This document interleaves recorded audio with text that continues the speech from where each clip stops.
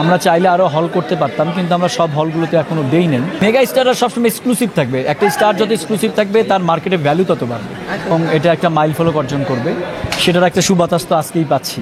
আমাদের চলচ্চিত্র সবাই বলেছিল ঈদ কেন্দ্রিক, আমরা সেই প্রথাটা ভাঙতে চাই। তা সাকিবিয়ানরা কি মানুষ না? তারা তো মানুষের মধ্যেই পড়ে। এক সাকিবিয়ানের অংশ যদি 80% হয়, সেটা প্রবলেম কোথায়?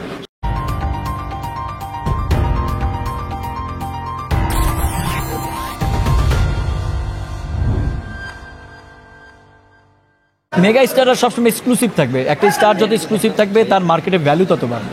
এই ব্যাপারটা মাথায় রাখতে হবে। সাকিব ভাই তো এখন ওই রকম পর্যায়ে নেই। তার ছবির প্রচারণা সে একটা ফেসবুকে স্ট্যাটাস দিলেই হয়ে যায়, ওটাই অনেক ভালো তার জন্য। দেখেন, আসলে তো এটা খুব ভালো বিষয়।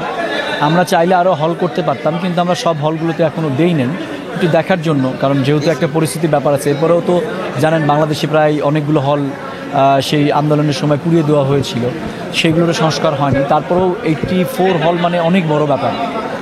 দেখেন, এটা তো আসলে বড় ব্যাপার, এটা তো এইভাবে বলা মুশকিল। তো সবাই তো চেষ্টা করে ইন্ডাস্ট্রিকে ভালো করা, আমাদেরও চেষ্টা অবশ্যই আছে।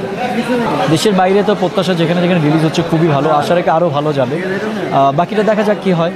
আসলে দেখেন, ব্যবসা তো বলা খুব মুশকিল, তবে আশা রাখি ভালো কিছুই হবে এবং এটা একটা মাইল ফলক অর্জন করবে। সেটার একটা সুবাতাস তো আজকেই পাচ্ছি।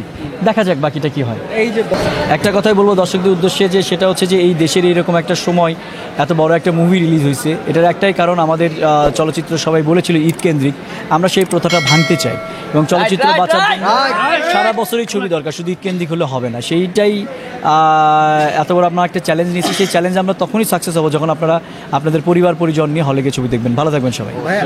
না, আসলে এটা ভুল কথা। সাকিবিয়ানরা কি মানুষ না? তারা তো মানুষের মধ্যেই পড়ে। এক সাকিবিয়ানের অংশ যদি 80% হয়, সেটা প্রবলেম কোথায়? সাকিবিয়ানরাই বাঁচা রাখতে পারে ইন্ডাস্ট্রি, কোনো প্রবলেম নেই।